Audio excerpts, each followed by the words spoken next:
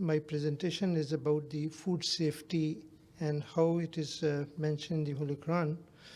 My subject would take care of the heavy elements, and I will mention one thing which has been told by Hazrat Masih Maud Islam. He mentioned that in this time period, Allah did not keep the religious matters like tales or stories.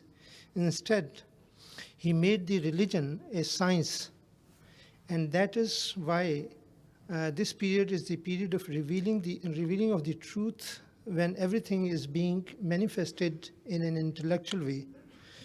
And then Hazrat Masih said that I am sent to present the stories and belief of the Holy Quran in an intellectual way. The reference is given below. When we read the Surah Al-Zilzal, the first two verses, when we look actually particularly the second verse, وَأَخْرَجَتِ الْأَرْضُ أَثْقَالَهَا, the word asqalaha refers to the burdens, the heavy things or heavy burdens which earth was to produce at the time when the Messiah was to come. And the last two verses where Allah Ta'ala says, فَمَنْ يَعْمَلْ مِسْقَالَ زَرَّةٍ خَيْرًا يَرَهُ, and then similarly, مِسْقَالَ زَرَّةٍ شَرًّا يَرَهُ. So these two parts also need to be pondered in light of the subject which I will be discussing. So asqalaha, are the root letter se, qaf, lam, refer to heavy things. In the interpretation which I will be presenting, I will be highlighting this again. Then Hazrat Masih Maud Islam, in his commentary, he has mentioned that a time will come when the earth will produce or throw out all its burdens.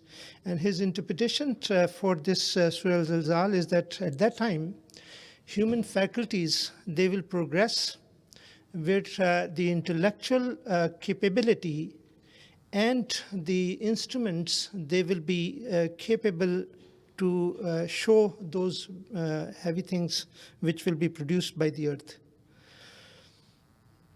One area which Hazrat Masih further elaborated, that the mines will appear and variety of instruments will be invented. So in the light of this, I want to highlight here, when you look at the periodic table, there are many elements which are shown here, 115 or so elements. I will be only talking some of the elements, not all of these elements, because in the particular, actually I think I missed the slide here in editing, probably. Okay, anyway, so this particular slide shows three colors for these elements. The darker purple color, I would say, these are the elements which are called the essential elements, which you need, which everyone needs in our functioning properly. Then we have those green elements, and they are also scientists believe that they are part of our required system required rate. For instance, vanadium, which regulate insulin and some other elements. The majority of these elements, which you're looking the gray color elements, they are not required for our normal functions.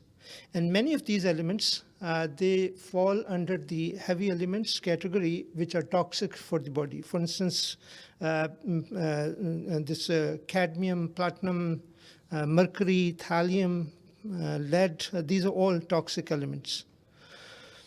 So I will now discuss how we find these elements in the chemical laboratories. There are a number of techniques.